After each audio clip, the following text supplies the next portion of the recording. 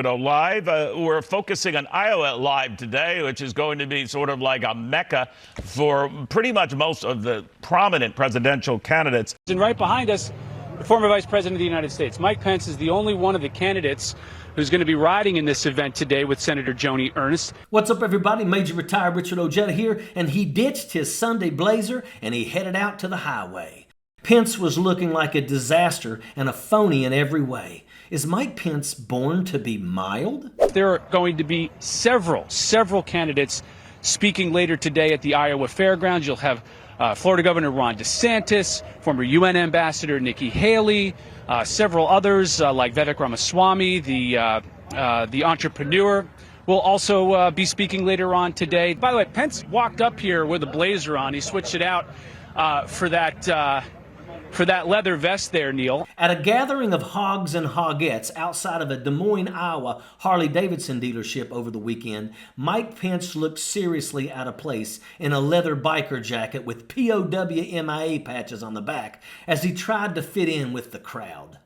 It was reported that Pence arrived at the events in his usual Norman Bates attire, but Mother apparently gave him permission to change his biker garb. This ride kicks off the summer event season for the GOP, and this group rode about 10 miles to the fair decked out in denim, leather, and surrounded by plates of barbecue pulled pork and political merchandise. From state fairs to local seed-spitting contests, all the jackaloons that are running for president on the Republican side are out on the campaign trail. Many spoke at the fairgrounds in Iowa in support of their own candidacy, but stayed away from the topic of Donald Trump. A number of other candidates are trying to get into the race here. They're trying to boost into the top two of the polls. But right now, you've really got to focus on Trump and DeSantis, who have been going at it. Plenty of other folks here, though, talking later today. We'll take that ride over to the Iowa Fairgrounds where it all happens. Nikki Haley, Tim Scott, and Ron Puddingfinger DeSantis all joined in. DeSantis reportedly signed a Bible, while Pence was the only jackaloon that did a Pat Boone hell-bent for leather impersonation and rode in on a motorcycle. There were lines of Harleys up and down the block, and drama built between Tiny D's bikers and Mike Pence's fly-on-the-head gang as they exchanged dirty looks. The only one missing from the action was the orange tumbleweed himself.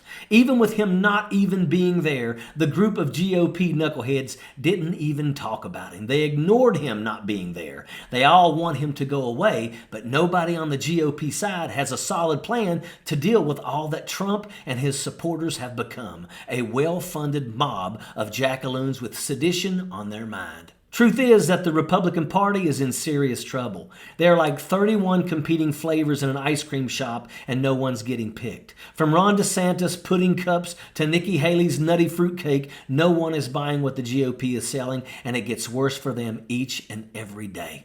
They are all outright phonies. Mike Pence changed clothes on sight. Someone who thought he'd look like a biker gave him his vest to wear. Mike Pence is no CC rider. He's just acting for the cameras, just like he did for his entire term as vice president. Mike Pence is not authentic. He wants to regulate women's bodies and take away human rights. He will always be known as the guy who didn't have the backbone to stand up to Donald Trump when it counted. Hopefully, all of those jackaloons will get sick from eating too much pie, just like the lard-ass character from that movie, Stand By Me. There's not a leader in that entire bunch. It's an entire clown show, and that is an absolute fact. Sappers clear the way, airborne all the way.